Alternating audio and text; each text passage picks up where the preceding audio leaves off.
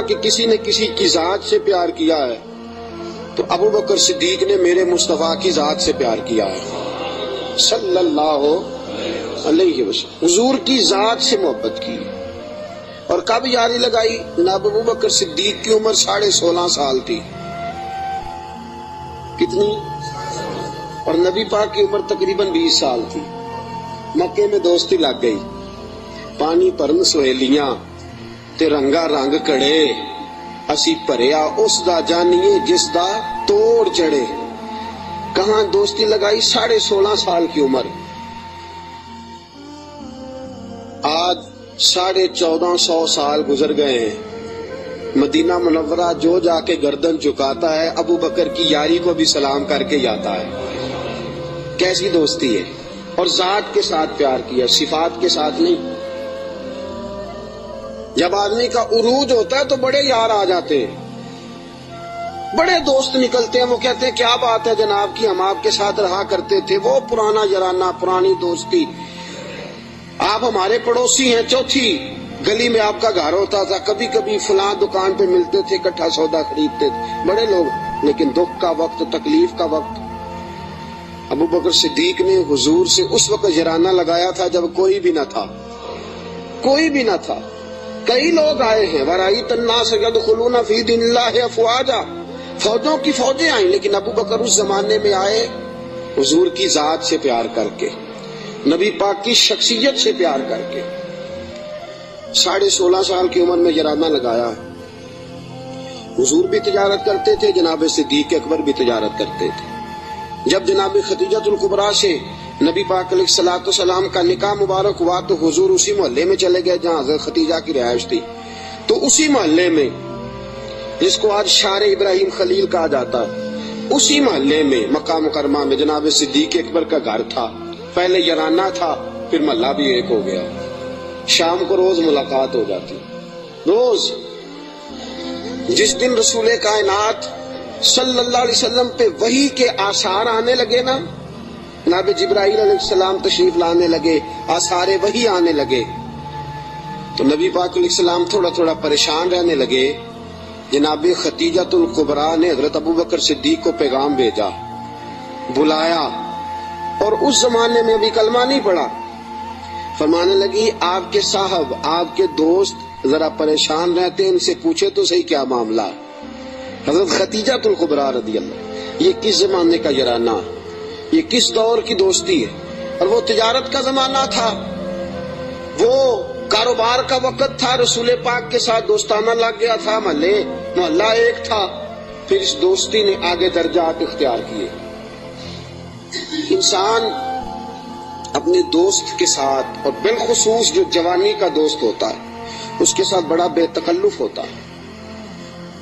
اور آپ نے اگر کسی بندے کو پرکھ نہ ہو تو دن رات اس کے ساتھ ٹائم گزارے۔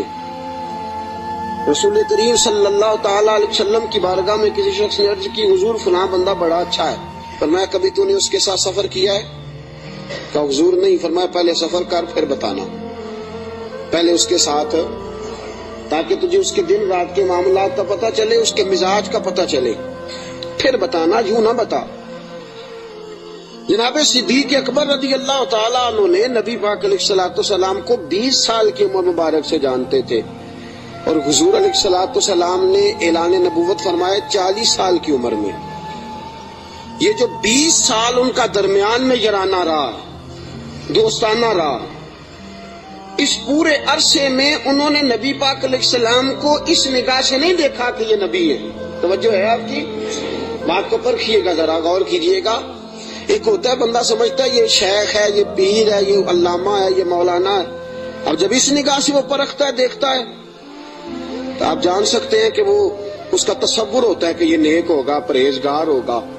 بہت ساری ایسی نظریں ہیں جو اس پہ وہ ڈالتا ہی نہیں، تائرانہ نظریں، تنقید کی نظریں ڈالتا ہی نہیں، اس زاویے سے وہ سوچتا ہی نہیں۔ میرے عزیزو، نبی کریم صلی اللہ علیہ وسلم کو جناب صدیق اکبر نے 20 سال اس نظر سے دیکھا ہی نہیں کہ یہ نبی ہے۔ یہ میرے نبی پاک علیہ الصلوۃ والسلام کی سیرت اور کردار کا حسن ہے۔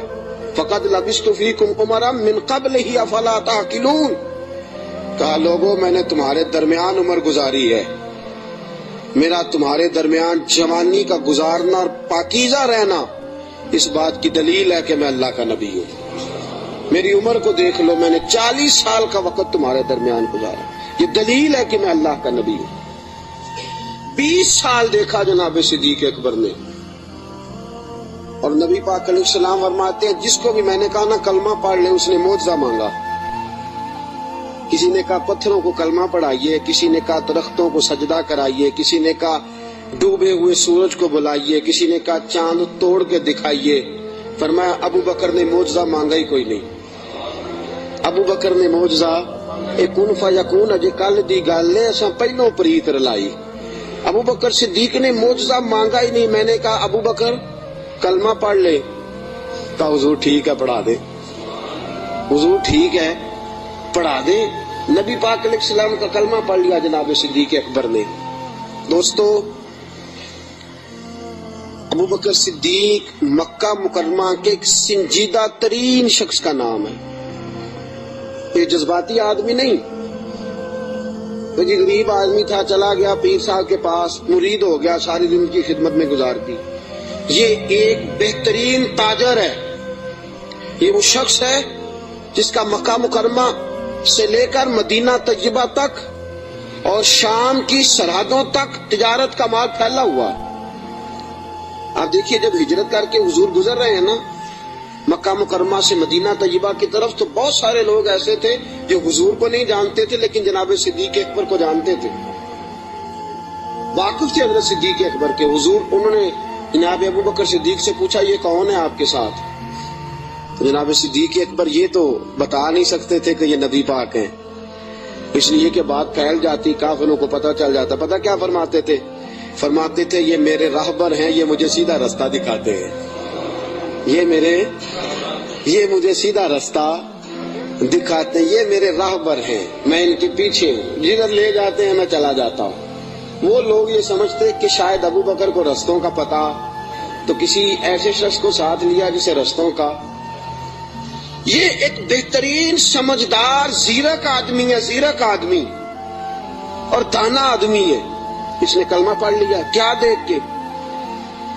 صرف یہ دیکھ کے کہ یار وہ شخص اس کی جوانی اتنی پاکیزہ ہے، اس کا مزاج عرب کے اس برے اور گندے معاشرے میں اتنا صاف ستھرا ہے، وہ یقیناً اللہ کا نبی ہو سکتا ہے۔ اس مزاج میں جناب صدیق اکبر نے کلمہ پڑھا، اور کلمہ پڑھ کے پوری تیاری کر لی نبی پاک کا ساتھ دینے کی۔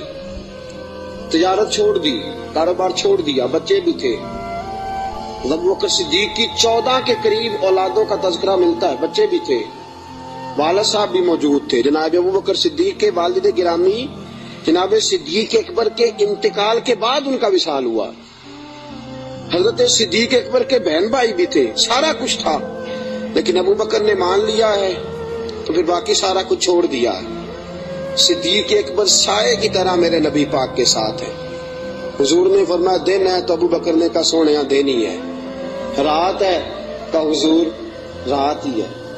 ایک بات، صرف ایک بات، اور پھر میں آگے بڑھتا ہوں۔ حضرت علی المرتضیٰ رضی اللہ تعالیٰ عنہ نے لوگوں سے پوچھا تھا، لوگوں اپنے زمانے میں حضرت علی نے اپنے دور خلافت میں فرمایا لوگوں بتاؤ سب سے زیادہ بہادر کون ہے مسلمانوں میں سے؟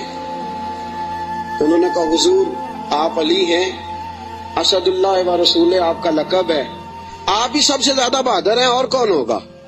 تو جناب علی المرتضیٰ نے فرمایا مکہ مکرمہ میں ایک دن ایسا بھی آیا تھا کہ میرے سامنے کافروں نے رسول پاک کو پکڑ لیا تھا، اور سارے مل کے اللہ کے حبیب پہ تشدد کر رہے تھے، معاذ اللہ۔ کوئی گلے میں چادر ڈال کے اس کو مروڑتا تھا، اس کو جو ہے وہ کھینچتا تھا، اور حضور کی مقدس آنکھیں باہر نکل آئیں۔ فرمایا کوئی نبی پاک علیہ الصلوۃ والسلام کو مارتا تھا، فرماتے ایک شخص زور سے پکارا ابو بکر کو بلاؤ، ایک شخص زور سے پکارا ابو بکر کو۔ جناب علی المرتضیٰ فرماتے ہیں میری 13-14 سال عمر تھی، میں نے ابو بکر کو آتے دیکھا، نہ سر پہ ٹوپی تھی نہ پیروں میں جوتا تھا۔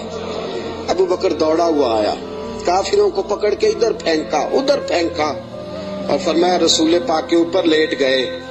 پھر جتنے ڈنڈے آئے ابو بکر کو لگے, پھر جتنے جوتے آئے ابو بکر کو لگے, پھر جتنے لوگوں نے مکے لگائے وہ ابو بکر کو لگے. فرمایا لوگوں میں تمہیں بتاتا ہوں کہ کائنات میں اگر علی کسی کو بہادر مانتا ہے تو ابو بکر صدیق کو بہادر مانتا ہوں. میں اگر کسی کو بہادر مانتا ہوں تو ابو بکر کو بہادر مانتا ہوں. ساتھیوں یاد رکھو کرب کے عالم میں